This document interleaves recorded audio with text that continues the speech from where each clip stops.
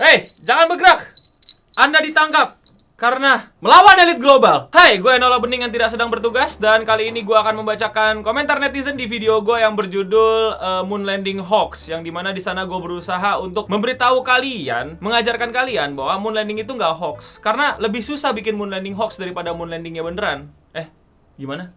Ya intinya gitulah. Karena ada yang bilang pakai CGI lah, pakai apalah, yang dimana pada masa itu bikin CGI itu lebih susah. Dan gue seneng banget di situ komentarnya nggak hanya ngasih gue dukungan, tapi juga bahkan informasi tambahan kayak gini. Ini ada nih, lihat nih ya, lu baca tuh panjang-panjang tuh. Dia bilang dia mahasiswa astronomi. Gue bahkan baru tahu ternyata di Indonesia ada jurusan astronomi. Apa dia ngibulin gue ya? Tapi gara-gara dia gue jadi paham kenapa di luar angkasa itu tetap gelap, susah untuk terang walaupun di foto. Tapi nggak sedikit juga yang komen kayak gini. YouTuber goblok. Selamat datang di komentar netizen. Selamat datang di Death Thread. Gue Enola Bening dan kali ini kita akan membacakan death thread dari Flat Earther kayaknya ya. Atau enggak orang-orang yang nggak percaya sama Moon Landing itu beneran apa enggak. Dan berikut komentar-komentar cerdas dan bijaksana dan ilmu tinggi mereka. 2021 masih percaya aja pendaratan bulan. Diketawain lu sama anak TikTok. Makanya ambil ilmu jangan dari video YouTuber, baca sejarah aslinya. Nih, mohon maaf pemirsa nih. Kebanyakan yang menolak pendaratan bulan itu adalah orang-orang yang percaya akan bumi itu datar papan tulis. Dan coba tebak, sumber ilmu Flat Earth itu dari mana? Tentu bukan dari video YouTube kan? Pasti bukan. Tapi dia bilang ke orang-orang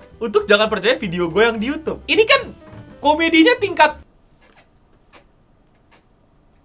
bumi trapesium gitu. Jadi gimana ya? Coba kalian tolong komen di bawah maksud orang ini tuh gimana gitu. Apa dia tidak sadar bahwa apa jangan-jangan aduh ini gue males nih kalau orang-orang berinduk di balik kata sarkas atau satir, karena menurut gue ini lebih kelihatan budunya daripada satirnya, swear dah. YouTuber sotoy banget, kayak pernah ke bulan aja.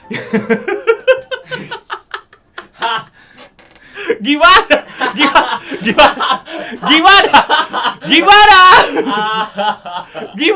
Coba. Kalau percaya ada Korea, Afrika, ada Jepang gitu. Emang lu pernah ke Jepang? Lu udah pernah mendarat lu di Tokyo?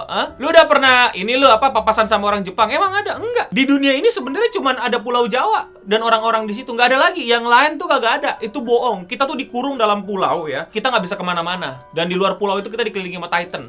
Itu yang benar. Nggak pernah kan lu keluar Pulau Jawa? Ya karena emang yang benar itu ya cuma Pulau Jawa, yang lainnya nggak ada. Itu semua bohong. Itu semua bener kalau lu udah kesana ya. Prancis, Jerman, Amerika itu cuman akal-akalan anak sistem informatika di kampus-kampus. Mereka bikin CGI-nya tuh, bikin 3D tuh. Donald Trump tuh 3D model. Kagak ada orang yang nggak pernah ketemu langsung kan lu? Nggak pernah pegangan kan lu? 3D itu. VTuber Donald Trump. Donald Trump VTuber kagak ada. Kagak ada, itu avatar, digerakin sama orang. Aslinya di belakang namanya Santoso. Asli.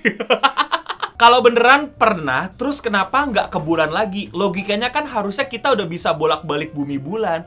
Udah Bapak.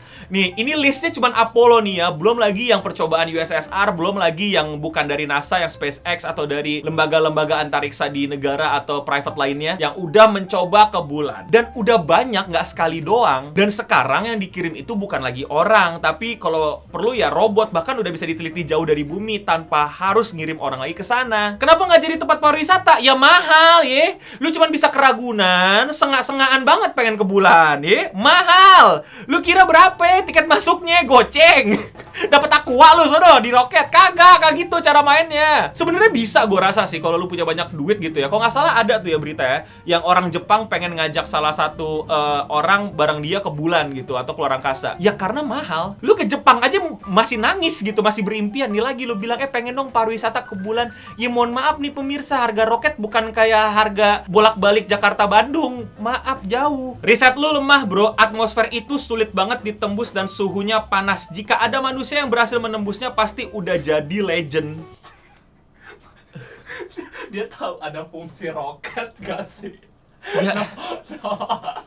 Manusia. Dikira Neil Armstrong terbangnya gini ya. Zus, gitu ya. Dan emang bener udah jadi legend orangnya, namanya Neil Armstrong. Dia disebut di mana-mana kan gitu sama Buzz gitu.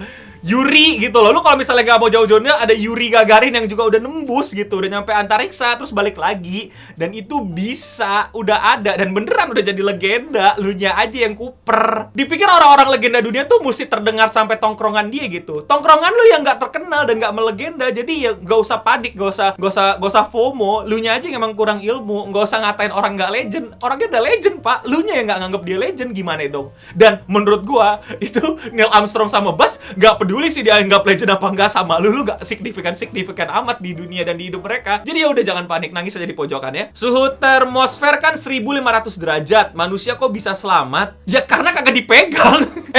Ada benda yang suhunya 1500 derajat. Pegang kali ya. Ya mati gitu. Pramuka aja api unggun di tengah jadi deketin. Iya, pramuka api unggun aja itu. Itu pramuka api unggun kagak ada tuh namanya api itu ditempel gitu baru begini doang deket-deket biar anget. NASA juga kesel lu dilatih capek-capek dipilih jadi orang-orang pinter kok otaknya masih sengklek gitu. Gua ngerti maksudnya dia, mungkin kayak bagaimana bisa teknologi manusia itu mempertahankan benda tabrakan sama 1500 derajat Celcius sama atmosfernya gitu di sekelilingnya tuh 1500 derajat Celcius. Penjelasannya menurut gua ribet tapi gua paham. Dari bentuk roketnya, dari bagaimana kecepatan roketnya, dari mana waktu tempuhnya itu semua ada penjelasannya. Tapi menurut gua susah menjelaskan ke kalian dengan bahasa yang sederhana. Itu PR gue mungkin ke depannya. Tapi gue pakai logika bahwa ada benda atau ada ruangan yang 1500 derajat manusia nggak bisa selamat atau nggak ada teknologi yang bikin dia selamat. Menurut gue itu keliru karena lu tau balapan F1. Lu tau mobil-mobil balap ya? Lu tahu nggak panas mesin F1 itu berapa? 100 derajat Celcius. Lu kira air mateng? Masak air. Panas mesin F1 itu bisa mencapai 2500.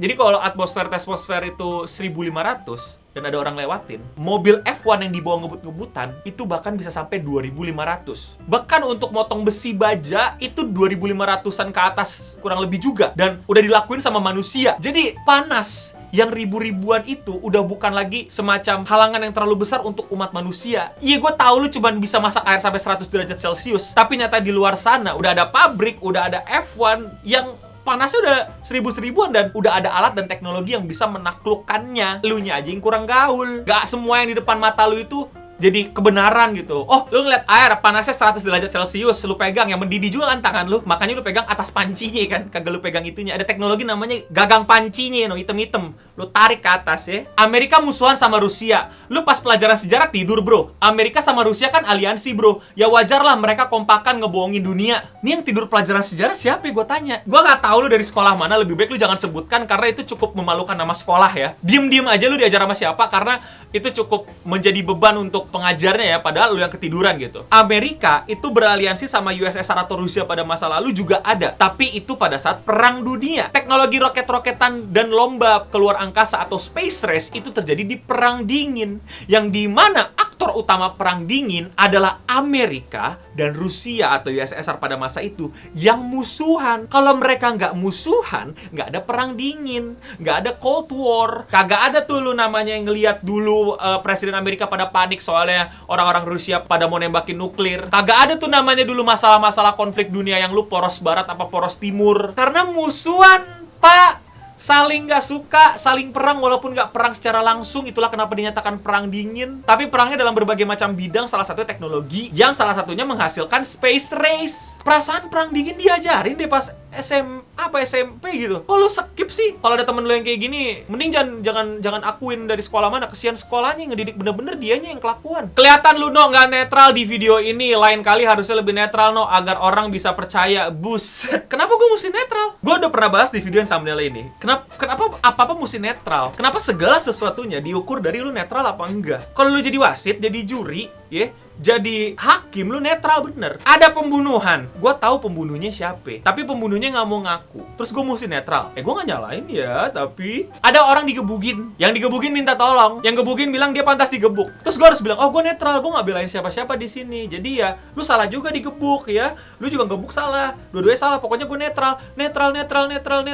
Informasi netral. Informasi itu yang benar, bukan netral. Nyatanya NASA yang benar, lu pada yang nggak percaya yang salah. Terus gue mesti netral gimana? Oh iya, gue nggak dukung NASA, gue juga nggak dukung kalian. Dua-duanya salah, udah ciuman sana gitu. Netral yang begitu. Informasi itu harus benar dan berpihak pada kebenaran. Nggak boleh netral. Lo makin netral, makin ngaco. Makin banyak informasi yang ditutup-tutupi. Lo tuh harusnya bukan netral, tapi independen. Lo kakuin. Oh ya, gue kasih tahu ya, gue nih pendukung ini banget. Jadi gue rasa gue akan bias nih. Nah, itu independen, bukan netral. Bukan kayak pura-pura nggak dukung, diem-diem nggak dukung, dalam hati tapi ngedukung. Independen. Berikan informasi yang sebenar-benarnya. kebalikannya. Lu mendukung dia, tapi lu juga tahu informasi kebenaran tentang dia. Jadi bukan netral, tapi benar. Orang juga tahu lu berpihak di mana, lu benar. Informasinya juga benar. Paham gak bedanya? Netral tuh bikin masalah loh. Kata netral nih, siapa sih yang ngajarin apa-apa mesti netral. Dibayar berapa lu sama NASA? Kok mau jadi buzzer gratisan? Bener juga ya, harusnya gue dibayar nih sama NASA. Jadi, Pak NASA, orang-orang yang bekerja di NASA. Oh, Elon Musk, SpaceX. Saya mau jadi buzzer Anda. Lumayan PT-nya dong, tolong. Silakan hubungi saya di email di bawah ya buat para ini NASA dan SpaceX ya. Saya harga bersaing, jadi tapi saya open ego juga. Jadi silakan hubungi saya di email di bawah ya, NASA, SpaceX. Elon Musk dibayar Ethereum gue juga mau. Dibayar Dogecoin juga boleh. Gue sih nggak percaya, simple aja zaman dulu belum bisa siaran langsung di TV. Lu tahu nggak siaran radio pertama itu secara live? Lu tahu nggak siaran TV pun juga bisa live? Dan mungkin lu lupa ya kalau dulu radio-radio Indonesia itu zaman-zaman belum ada internet segede-gede ini, radio tuh siarannya juga banyak yang live. Gak tau ya, apa mungkin karena dia lahir di era live stream YouTube, Twitch, dan Instagram ya. Jadi tuh lo posting dulu, baru live stream kan. Harusnya logika dia adalah, berarti tunda dulu baru live stream. Sedangkan teknologi pertama radio itu ya live, ngerti gak lo? Maksudnya secara live, gak tunda. Malah ditemukanlah lu bisa siaran tunda, direkam dulu baru ditransmisikan. Jadi siaran langsung itu udah ada dari dulu, bukan sekarang. Hanya karena lu lahir zaman sekarang dan melihat live streaming di YouTube, Twitch, dan kawan-kawan baru datang di era lu hidup. Tapi dari dulu TV udah bisa live nih, list pertama kali live nih ya. Udah bertahun-tahun sebelum adanya moon landing. Jadi TV udah bisa live stream. Nggak baru-baru ini, dari teknologinya itu ada juga udah live stream. Aduh, dia anak kecil nih. Gimana ya, mentang-mentang lahir dia ketemu live telat, dianggap semua teknologi mesti ngikutin kehidupan dia. Tidak dong. Dan jawaban favorit gue, kehabisan konten lu sampai harus bego-begoin orang. Iya, kehabisan konten gue. Jadi gue bego-begoin orang. Ya gue ntar bikin konspirasi. Gue nanti bikin kenapa matahari itu bohongan, kenapa tumbuhan itu sebenarnya bohongan, orang tua kalian juga sebenarnya itu bohongan. Kesel anjir. Orang tua yang selama ini kalian cintai itu sebenarnya hanya pengasuh. Dan dia itu tuh nanti pas udah gede, lu umur 13 tahun ya, lu tuh dikirim, dibilangnya mau disekolahin. Padahal lu tuh mau dimakan sama monster. Karena lu tuh, kita semua tuh cattle. Kita semua tuh sebenarnya makanan buat monster, Pak. Buat iblis, buat setan. Makanya lu pada disuruh sekolah kan, disuruh ini biar otaknya pinter. Makin pinter otak lu, makin enak rasa otak lu buat setan-setan. Nah, itulah cerita dari Promise Nasaland. By the way, silakan kalian tambah-tambahin atau mau bantu jawabin pertanyaan-pertanyaan mereka. Kan banyak yang gue jawab dengan logika sederhana yang gak ribet, gak secara gimana yang gak jelasin saintifik banget. Karena ya lu tau lah, rule gue menjelaskan tuh sebisa mungkin, sesimpel mungkin biar semua orang tuh bisa paham. Jadi kalau misalnya kalian mau bantu jelasin gue, silakan lu semua komentar di bawah, lu hajar tuh orang-orang tuh. Apalagi tuh Rusia, temenan sama Amerika tuh lucunya minta ampun sih. Agak kesel sebagai gue, sebagai orang yang suka pelajaran sejarah gitu. Itu aja dari gue. Kalau kalian suka jangan lupa subscribe dan nyalain notifikasinya. Jangan lupa juga like dan nyalain belnya. Dan jangan lupa juga untuk share ke tongkrongan kalian nih, para flat earth dan yang nggak percaya sama moon landing nih. Dan jangan lupa juga untuk follow kami di sosial media, karena di sosial media kami ngebohongin kalian semua ya. Moon landing itu tidak sebenarnya CGI, dan yang kalian dengar dari gue itu bohong ya. Itu pakai green screen ya. Itu semuanya model 3D ya. Udah ada After Effects tahun 1950-an ya. Udah ada Adobe Premiere. Keren emang bikinnya. Pakai apa? Software 3D apaan? Blender terus apa lagi? Maya 3D Maya 3DX udah ada. Nge-crack dapat. 50 tahun lalu udah di-crack. Bangsat dasar nge-crack ya. Tapi bisa aja sih. Oke, dari untuk kita semua, stay clean and sound.